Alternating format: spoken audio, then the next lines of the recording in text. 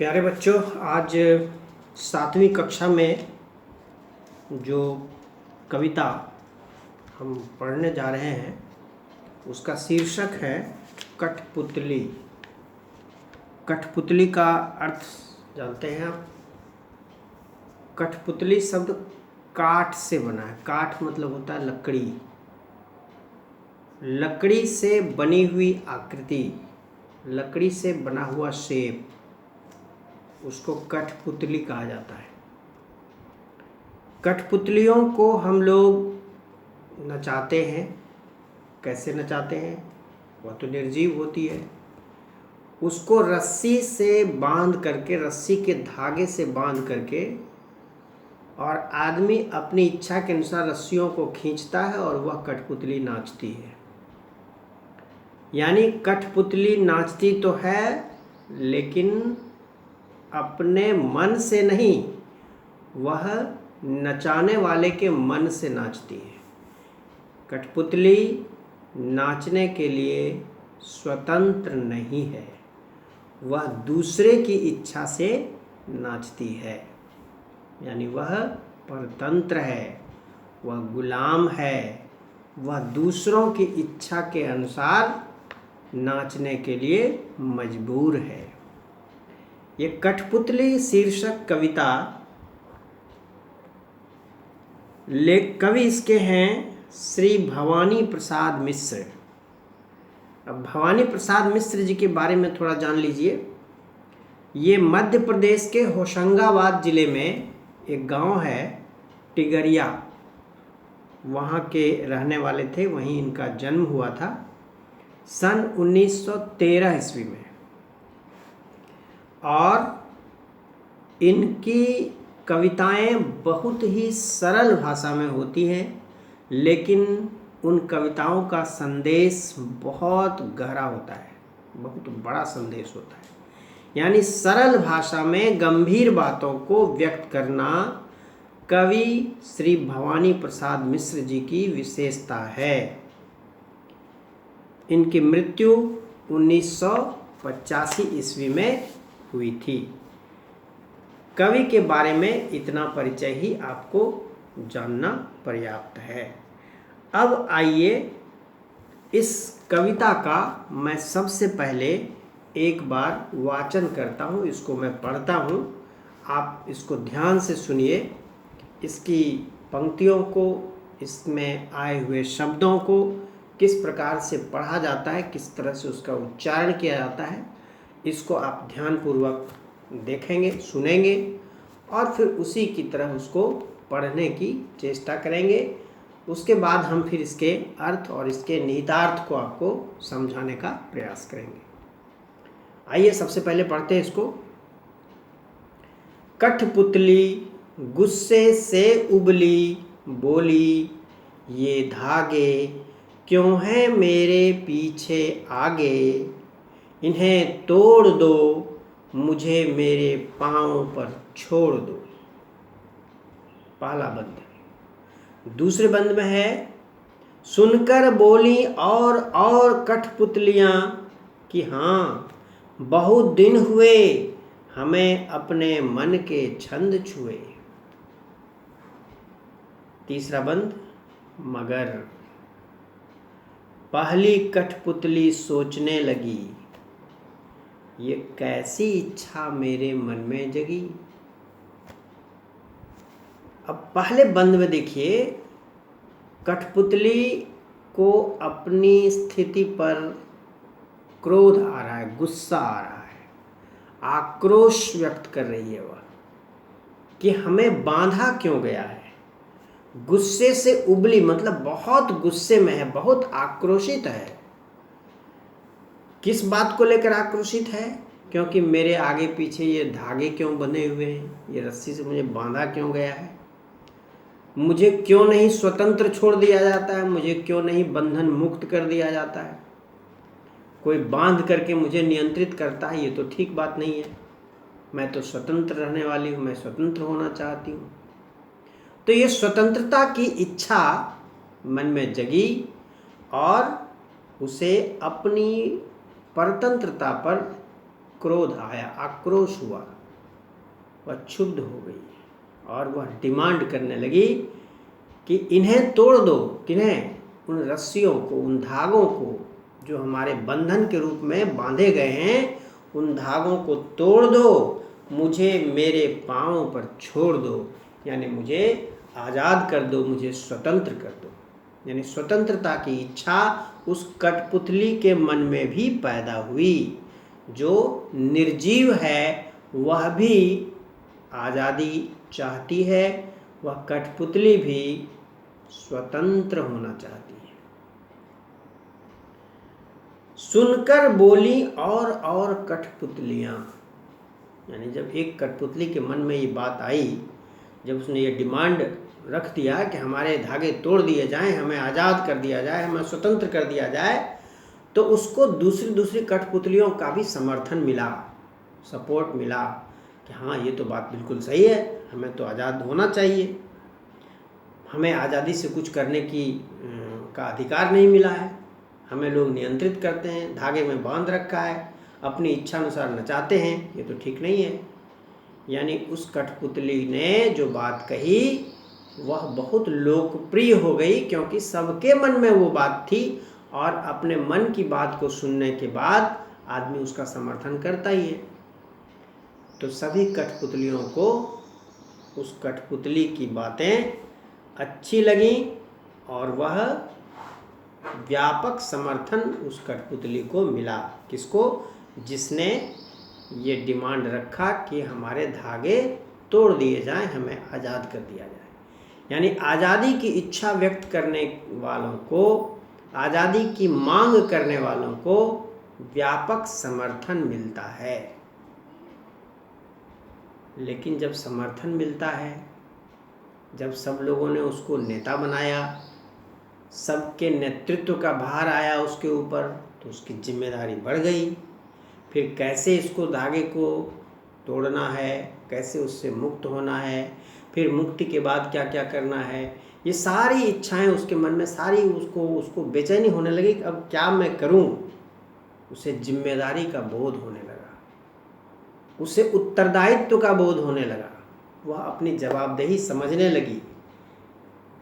फिर जवाबदेही समझने लगी तो उसका काम बढ़ गया, उसकी बेचैनी बढ़ गई और तब वह सोचने लगी, पहली कठपुतली सोचने लगी, ये कैसी इच्छा मेरे मन में जगी कि ये आज़ादी का डिमांड जो मैंने कर दिया, धागे के टूटने का की मांग जो मैंने कर दी, ये क्यों कर दी? इससे तो मुझे मेरी जिम्मेदारी बढ़ जाएगी, इससे तो मेरा बहुत काम बढ़ जाएगा, मेरी जवाबदेही बढ़ जाएगी। तो इस कविता में इतनी ही सी बातें हैं। इसका क्या आशय है, संदेश क्या है, आइए इस पर विचार करते हैं। सबसे पहली बात तो ये कि आज़ादी सबको अच्छी लगती है, स्वतंत्रता सबको प्यारी लगती है, हर कोई आज़ाद होना चाहता है, बंधन किसी को पसंद नहीं है। छठी कक्षा में भी एक कविता थी ना, हम पंछी उन्मुक्त गगन के, पक्षी को भी आज़ादी प्रिय, उसको भी पिंजड़े में बंद के रहना पसंद नहीं है, भले उसे कितना भी स्वादिष्ट भोजन मिले, लेकिन वह आकाश में उड़ करके नीम का तीता फल, कड़वा फल खाना पसंद करता है, लेकिन वह पिंजड़े में बंधा रहना नहीं चाहता है। तो पक्षी तो सजीव है, आसमान में उड़ने का आदी है। ये निर्जीव कठपुतली भी आज़ाद होना चाहती है, स्वतंत्र होना चाहती है।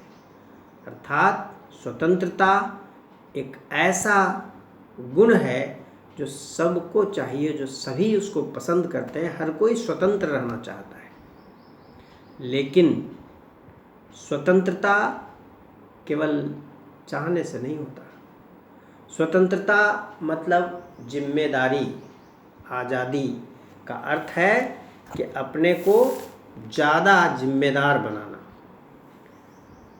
आज़ादी मनमानी करने का नाम नहीं है, आज़ादी जिम्मेदारी का नाम है, उत्तरदायित्व का नाम है। आज़ादी प्राप्त करना नए उत्तरदायित्व को स्वीकार करना है। स्वतंत्रता तभी सार्थक है जब हम जिम्मेदारी को संभालने के योग्य हों, उत्तरदायित्व का बोध हो हमारे अंदर। गैर जिम्मेदार आदमी को, लापरवाह आदमी को यदि आज़ाद कर भी दिया जाए तो उसकी आज़ादी टिकती नहीं है, वह समाप्त हो जाती है। अपने जीवन में भी देखेंगे छोटी छोटी बातों में कि आज़ादी आपको मिलती है, स्वतंत्रता आपको मिलती है, और यदि आप जिम्मेदारी से काम नहीं करते, उत्तरदायित्व के साथ काम नहीं करते, जवाबदेही के साथ काम नहीं करते, तो आपकी वह आज़ादी नहीं टिकती, वह छिन जाती है, ख़त्म हो जाती है, या फिर आपके लिए उसका प्रभाव अच्छा नहीं होता है। इसको हम छोटे छोटे उदाहरण से समझने की कोशिश करेंगे, किस प्रकार से आज़ादी जिम्मेदारी का एहसास हुआ करती है। उदाहरण के तौर पर आपको मैं एक उदाहरण दूं। मान लीजिए घर में आपके माता पिता ने आपको आज़ादी दे रखी है कि आपको जितनी ज़रूरत हो आप पैसा निकाल करके उनको बिना पूछे भी आप निकाल करके खर्च करें, ये आपको स्वतंत्रता दे दी गई, ठीक है। अब आपके सामने तो पैसा की कमी नहीं है, पैसे बहुत सारे रखे हुए हैं, और उन्होंने आज़ादी भी दी है माता पिता ने कि आपको उनको पूछना भी नहीं है, आप निकालिए और खर्च करिए। यदि आपने अनाप शनाप खर्च करना शुरू किया, फिजूल खर्ची शुरू कर दी, तो क्या होगा? माता पिता को एहसास होगा ये तो पैसा बर्बाद कर रहा है। फिर माता पिता तुरंत मना कर देंगे, नहीं नहीं नहीं ऐसा मत करो, बंद करो, आज़ादी आपकी ख़त्म। फिर आपको मांगना पड़ेगा, फिर खर्च करना पड़ेगा, मांगना पड़ेगा, खर्च करना पड़ेगा। तो जो आज़ादी मिली थी वो ख़त्म हो गई। क्यों? क्योंकि आपने मनमानी शुरू कर दी। यही यदि सोच समझ करके खर्च करते, जिम्मेदारी के साथ खर्च करते, जो आवश्यक खर्च हो उतना ही करते, फालतू खर्च नहीं करते, तो आपकी स्वतंत्रता, आपकी आज़ादी जो है वह बनी रहती, और आप एक जिम्मेदार बालक की तरह अपने माता पिता की नज़रों में प्रतिष्ठित हो जाते हैं। तो जिम्मेदारी के बिना, जवाबदेही के बिना स्वतंत्रता नहीं टिकती, ये घातक होती है। एक दूसरा उदाहरण लेते हैं। मान लिया जाए, यद्यपि ऐसा है नहीं, फिर भी यदि हो जाए कि आपको ये आज़ादी मिल जाए, आपको ये छूट मिल जाए कि आप जब भी खाली हों कक्षा में, बिना किसी से पूछे आप निकल सकते हैं और बाहर घूम सकते हैं, और आप अपनी इस आज़ादी का यदि मनमाने ढंग से उपयोग करना शुरू करेंगे, सभी एक साथ निकलेंगे, चलेंगे, तो दौड़ना शुरू कर देंगे, कूदना शुरू कर देंगे, तो अगल बगल में की कक्षाओं में डिस्टर्ब होगा। क्या परिणाम होगा? तुरंत फिर आपको कह दिया जाएगा कि नहीं नहीं अपनी कक्षा में बैठो, शांति से बैठो, कोई बाहर नहीं निकलेगा, आज़ादी आपकी ख़त्म हो जाएगी।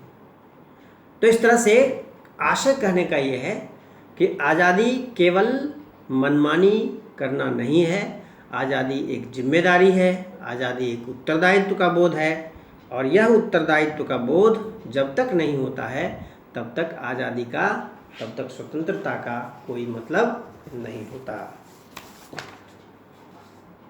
अब इसका प्रश्न देखिए, पहला प्रश्न है, कठपुतली को गुस्सा क्यों आया? सीधा सा उत्तर है, क्योंकि कठपुतली ने पाया कि वो उसके चारों ओर धागे बंधे हुए थे और उन धागों के द्वारा उसको कोई नचाता था, यानी उसको नाचना पड़ता था दूसरे की इच्छा के अनुसार। इसीलिए उसको गुस्सा आया कि हमें ये बांध करके क्यों रखा गया है, हमें बंधन मुक्त क्यों नहीं किया जाता है, हमें स्वतंत्र क्यों नहीं किया जाता है, हमें आज़ाद क्यों नहीं किया जाता है। कठपुतली को अपने पाँव पर खड़ी होने की इच्छा है, लेकिन वह क्यों नहीं खड़ी होती? क्यों? क्योंकि वह, उसके चारों ओर धागे बंधे हुए हैं, वह परतंत्र है, बंधन में है, इसीलिए वह अपने पाँव पर खड़ी नहीं हो सकती। पहली कठपुतली की बात दूसरी कठपुतलियों को क्यों अच्छी लगी? क्योंकि सबको आज़ादी प्रिय है, सबको स्वतंत्रता अच्छी लगती है। सभी कठपुतलियों को लगा कि ये तो वही बात कह रही है जो सबके मन में है, इसीलिए सभी कठपुतलियों, दूसरी कठपुतलियों को भी पहली कठपुतली की बात अच्छी लगी। पहली कठपुतली ने स्वयं कहा, ये धागे क्यों हैं मेरे आगे पीछे, इन्हें तोड़ दो, मुझे मेरे पाँव पर छोड़ दो। तो फिर वह चिंतित क्यों हुई कि ये कैसी इच्छा मेरे मन में जगी। नीचे दिए वाक्यों की सहायता से अपने विचार व्यक्त कीजिए। अब ये देखिए 4 ऑप्शन है इसमें। क्यों ऐसा हुआ कि पहले उसने डिमांड किया, फिर उसको जिम्मेदारी का बोध होने लगा, डर लगने लगा। उसे दूसरी कठपुतलियों की जिम्मेदारी महसूस होने लगी। उसे शीघ्र स्वतंत्र होने की चिंता होने लगी। वह स्वतंत्रता की इच्छा को साकार करने और स्वतंत्रता को हमेशा बनाए रखने का उपाय सोचने लगी। वह डर गई क्योंकि उसकी उम्र कम थी। इसमें पहला जो आंसर है, पहला जो उत्तर है, उसे दूसरी कठपुतलियों की जिम्मेदारी महसूस होने लगी और वह स्वतंत्रता की इच्छा को साकार करने और स्वतंत्रता को हमेशा बनाए रखने के उपाय सोचने लगी। ये दोनों ही उत्तर, पहला और तीसरा, इसका सही है। मन का छंद छूना मतलब अपने मन के अनुसार काम करना।